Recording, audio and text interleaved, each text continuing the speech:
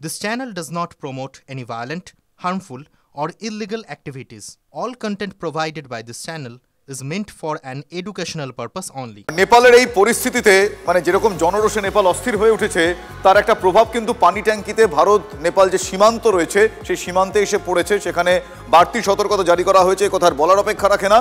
অশান্তির আঁচ যাতে কোনোভাবে এপারে মানে এদেশে ভারতে না এসে পৌঁছয় তাই সীমান্ত লাগোয়া এলাকাগুলোতে হাই অ্যালার্ট জারি করা হয়েছে। শিলিগুড়ির পানি ট্যাঙ্কিতে সেই সীমান্ত এখন কার্যত অঘোষিত বন্ধের চেহারা নিয়েছে।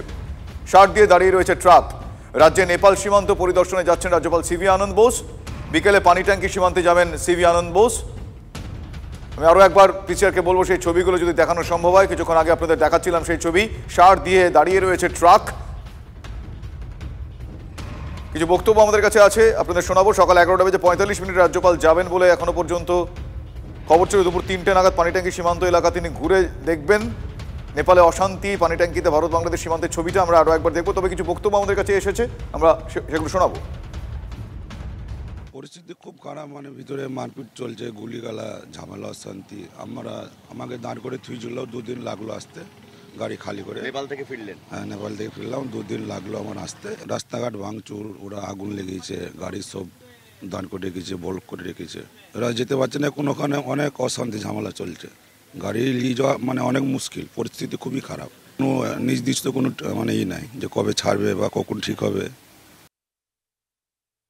সীমান্তের ওপারে কারফিউ, আর এপারে সার দিয়ে দাঁড়িয়ে অসংখ্য ট্রাক, যেন অঘোষিত বন্ধের চেয়ার নিচে ভারত নেপাল সীমান্তে পানি ট্যাঙ্কি।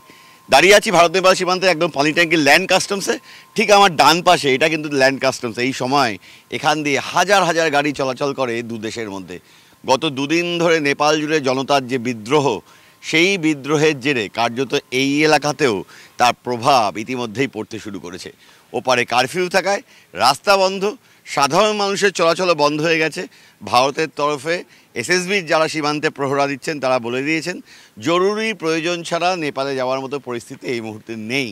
সেই কারণেই কিন্তু সাধারণ মানুষ যারা প্রতিদিন নেপালে যান অথবা পণ্যবাহী ট্রাক, প্রত্যেকটি গাড়িকেই এখানে দাঁড় করিয়ে দেওয়া হচ্ছে। আমি একবার ট্রাকের সারিগুলো আরও একবার দেখাবো।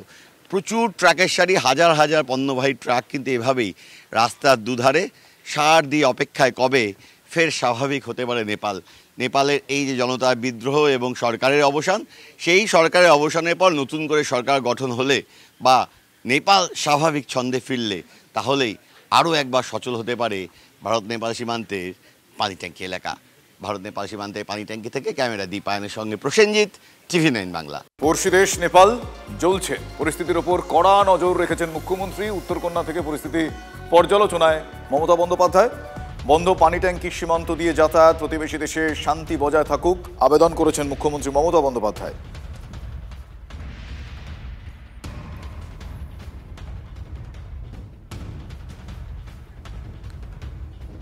পানি ট্যাঙ্কির যে পরিস্থিতি, সেই পরিস্থিতি আপনাদের কিছুক্ষণ আগেই দেখালাম। সেখানে যাতে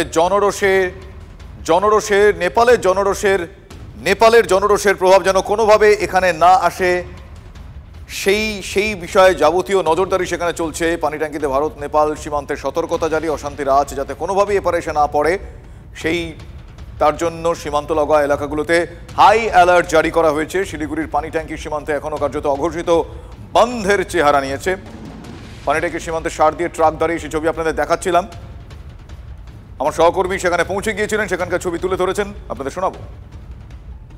এই ঝাপার মেয়রের গাড়ি কালকে পুড়িয়ে দেওয়া হয়েছিল, পিছনে সেই পোড়া ধ্বংসস্তূপ, এবং গোটা এলাকাটা কিন্তু শুনশান। খুব জরুরি প্রয়োজন ছাড়া এই এলাকাতেও অর্থাৎ নেপালের ঝাপাতে বাসিন্দারা বেরোচ্ছেন না। তবে কিছু মানুষ রাস্তায় নেমেছেন, তারা কিন্তু গোটা এলাকাটাতে ধীরে ধীরে পরিস্থিতিকে স্বাভাবিক করার চেষ্টা করছেন এবং যে ধ্বংসস্তূপ রয়েছে সেই ধ্বংসস্তূপ সরিয়ে কিন্তু স্বাভাবিক ছন্দে ফেরার চেষ্টাটা করছে নেপাল।